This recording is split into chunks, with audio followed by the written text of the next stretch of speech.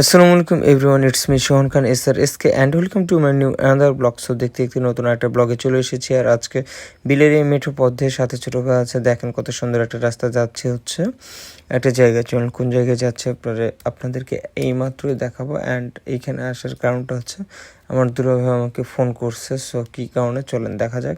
And এখানে যাওয়ার পথে দেখছি যে এই যে আমার ভাগ্নেরা নৌকা চালাচ্ছে, পানিটা একটু পরিমাণে কম ছিল তাই তারা সাহস করছে।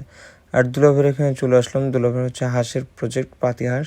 সো হাঁসগুলো অনেক বড় হয়ে গেছে এবং অনেক সুন্দর হয়েছে। এই হাঁসগুলোর পিছনে যে এত পরিশ্রম করছে, ছোটোবেলা থেকে হাঁসগুলো দেখছি, হাঁস যখন ছোটো ছিল তখন থেকে দেখছি, কারণ যখনই হাঁস নেয় তখনই মাঝে মধ্যে আমার আসা যাওয়া হয় আর কি, একবার দুইবার চেষ্টা করি। তো যাই হোক, সব কিছু মিলে হাঁসগুলো এত সুন্দর হয়েছে। অ্যান্ড এদের অনেক খরচ চিন্তার বাইরে। এবং একটা করে পাতি হাঁস ভালো ওজন যদি হয় 1.5 কেজি বা 1.5 কেজি আশেপাশে, হয়তো বা 1200 থেকে 1.5 কেজি, এই পাতি হাঁসটার দাম প্রায় 600 থেকে 700 টাকা, অনেক দাম বেশি। এটা আমার দুলাভাই হাঁসগুলোকে খাবার দেওয়ার জন্য ধান নিয়ে চলে আসছে। আর এই যে গাবলাতে প্রায় 10 কেজিরও বেশি ধান ধরে, আমার সামনে 2বার দিল, 20 কেজি, দিনে নাকি 3বার দেয়, তার 60 কেজি ধান খেয়ে নিচ্ছে, প্রায় 1.5 মণ প্লাস। তো এই জন্য এদের দামও অনেক বেশি। আর বাজারে ডিমের তো এবার প্রচুর দাম পাতি হাঁসে। তো যাই হোক, আপনারাও চেষ্টা করবেন যার যার জায়গা থেকে, যদি কারো জায়গা থাকে, কারণ এগুলো আপনার বিলের ধারে এবং একটু খোলামেলা পরিবেশ যাদের আছে তারা মনে করলে হাঁসের প্রজেক্টগুলো করতে পারে। এটা অনেকই লাভজনক একটা প্রজেক্ট। আমি যতগুলো প্রজেক্ট দেখছি এর মধ্যে এটা খুব স্বল্প খরচে লাভজনক একটা প্রজেক্ট। তো এইখানে ছিল হচ্ছে নৌকা। ছোটোবেলা আবদার করলো যে ভাই আমরা একটু নৌকা চড়বো, একটু নৌকা চালান আপনি। তো নৌকায় উঠে গেলাম অনেক দিন পরে, পানি যেহেতু কম ছিল, কি আর বলবো, ওয়েদারটাও ভালো ছিল, অ্যান্ড বসে গেলাম। এবং ছোটরা এত পরিমাণ ডিস্টার্ব করতেছিল যে একদিকে হালায় দিচ্ছিল। তো নৌকা কিন্তু অনেক ব্যালেন্সের একটা জিনিস, ভালো ব্যালেন্স না হলে কিন্তু নৌকা চালাতে পারবে না।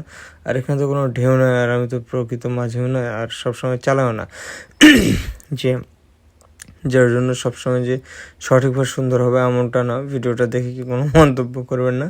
অনেকদিন পর নৌকায় চললাম অ্যান্ড একটু চালানোর চেষ্টা করলাম। এই যে দেখেন এদিকে এরা কী পরিমাণে ঝাঁকুনি দিচ্ছে যাতে আমি পড়ে যাই, এই তো হচ্ছে অবস্থা। সব কিছু মিলে তাদের ঝাঁকুনির বাধা টাধা সব অতিক্রম করে আমি একটু নৌকা চালালাম। এবং অনেক দিন পরে নৌকায় কিন্তু ভালো লাগছিল। এই মজাগুলো কিন্তু আপনারা যারা একটু গ্রাম সাইডে বা গ্রামীণ পরিবেশে থাকেন তারা পাবেন। শহর থেকে অনেকে এসেও কিন্তু এই ফিলগুলো নেওয়ার চেষ্টা করে। আসলে অনেক জিনিস টাকা দিয়ে কিনতে পাওয়া যায় না, আবার অনেক জিনিস হাতের কাছে থাকা সত্ত্বেও অনেকে মূল্য বোঝে না। তো বিষয়টি এটা। এরপরে ছোটো আবদার করলে সে চালাবে, তাকে দিয়ে দিলাম। আর সেই আমার ভিডিওগুলো করে দিচ্ছিল, ভালোই লাগতেছিল। ওয়েদারটা সুন্দর ছিল, তো সব কিছু মিলে ভালো লাগতেছিল। আর নৌকায় উঠে একটা কথা মনে পড়ে গেল, আজ থেকে অনেক বছর আগে আমি একবার বিলে গিয়েছিলাম। ওটার নাম হচ্ছে ডুঙ্গা। তালের গাছের 2 ফাড় দিয়ে মাঝখান থেকে ধরেন যে আপনারা ঠিক ওই নারিকেলের যেরকম আপনারা শ্বাসটা তুলে নেন, ঠিক ওইরকম সিস্টেম, ওটাকে বলা হয় ডুঙ্গা বা তরি। তো যাই হোক, এই ডোঙ্গা তরি বা নাও, এটাতে চড়ছিলাম। এইটাতে চড়তে লেগে এবং এটাতে চালাতে লাগে আমি অনেক দূর বিলে চলে গেছিলাম, ব্যালেন্স হয়ে গেছিলাম। ওটাতে পাও দেওয়ার সাথে সাথে দুই দিকে চলে যায়। তো ওর থেকে নৌকা অনেক হিসাবে ভালো। এই যে এখানেও দেখেন ওরা কী পরিমাণ ঝাঁকাঝাঁকি দিচ্ছে, ওরা চাচ্ছে আমি যাতে পড়ে যাই, ভিজে যাই, বাট ওরা তো ছোটো, আমি বড়, এত সহজে তো আমাকে ফেলা যাবে না। তারা তাদের সর্বোচ্চ চেষ্টা করছে, ডানে বাই এই হচ্ছে অবস্থা। অ্যান্ড ফাইনালি ছোটো একটু রয়ে গেছে, ও ওর মতো করে ভিডিও বা নিবে, এই জন্য ওকে ছেড়ে দিলাম। এদিকে দুলাভাই আমাদের জন্য একটা টাটকা পাতি হাঁসের পাড়া ধরে ফেললো, অ্যান্ড সেইটা এখন আমাকে প্রসেস করে দিচ্ছে যে তুমি নিয়ে যাও। এটা খেয়ে হুট করেই ডাকছে আর কি। তো ভাবলাম যে হয়তো বা কোনো কারণ আছে, এখন বা এতক্ষণে কারণটা বুঝলাম যে হাঁসটা নেওয়ার জন্য ডাকছে। মূলত হাঁসটা কিন্তু অনেক সুন্দর ছিল, আর পাড়া মাংসের টেস্ট কিন্তু আলাদা। আর যেহেতু এটা একেবারে অর্গানিক, নিজের প্রত্যেকটা মানুষ যে প্রফেশনে থাকে নিজের যত্ন দিয়ে কিন্তু করে। হাঁসটা শুধু হাঁস না, হাঁসটা কিন্তু একটা মানুষের স্বপ্ন, একটা মানুষের আশা। হ্যাঁ, সেই হাঁসটার পিছনে প্রায় 4 মাস 5 মাস করে সময় দেয়। তো সব কিছু মিলে আপনারা দোয়া করুন সে যাতে তার জায়গাটায় ভালো থাকতে পারে, এবারও যেন প্রজেক্ট থেকে ইনশাল্লাহ আশানুরূপ ফলাফল লাভ করতে পারে। এবং এই ওয়েদারে যে দেখেন এদের 3 জন, আমি আছি প্লাস আরও 3 জন বাইকে চারজনে বাসায় যাবে, যেহেতু এখান থেকে বাসা প্রায় 1-1.5-2 কিলোমিটার দূরে। ওইখান থেকে চলে আসলাম, বাসার দিকে রওনা দিয়ে চলে আসলাম এদিকে। যেহেতু হাঁসের মাংস সাদিকে খাবে না নিয়ে, এখন তার একটু প্রবলেম, তো এই জন্য একটু তার জন্য মুরগি নিয়ে নিলাম। মুরগি নেওয়ার পরে চলে আসলাম বাসায়। হাঁসের মাংসটা আম্মু দেখছি যে রেডি করে ফেলছে, অ্যান্ড ওয়েট দিয়ে দেখলাম প্রায় 1.5 কেজি প্লাস। তার মানে বুঝে নেন যে হাঁসের ওজন কীরকম ছিল।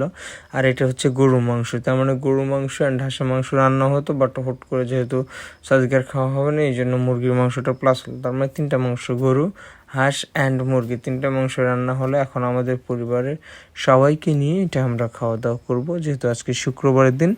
অ্যান্ড এতদিন পরে সবাই মিলে একই ডাইনিং টেবিলে। ছোটো ভাই তো অনেক সময় থাকে না, সে বাইরে থাকে, তো সবসময় আমরা তাকে পাইও না। সে যেহেতু আসছে, সব কিছু মিলে সবাই মিলে একটু আনন্দ এনজয় করার চেষ্টা করছি। এইদিকে তো সাদিকা তার মুরগির মাংসের জন্য সে পেঁয়াজ কাটাকাটি করছে। সব কিছু মিলিয়ে অবশেষে পরিশ্রমের ফল, মোটামুটি খাবার রেডি। এই তো হচ্ছে অবস্থা। আমি শুরু করে দিলাম বিসমিল্লাহ বলে। গরু মাংস খাই।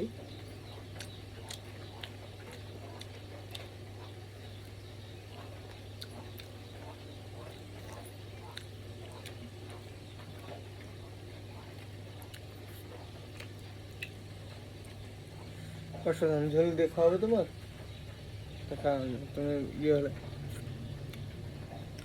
এটা তোমারটা আছে। ওকে, খাইছো? বসে বসে কেন? আমার খাওয়া দাওয়া শেষ। এটা হাঁস, এটা গরু, এটা মুরগি। ছোট ভাই, এটা আম্মা, এটা সাদিকার মুরগি হয়ে গেছে রেডি।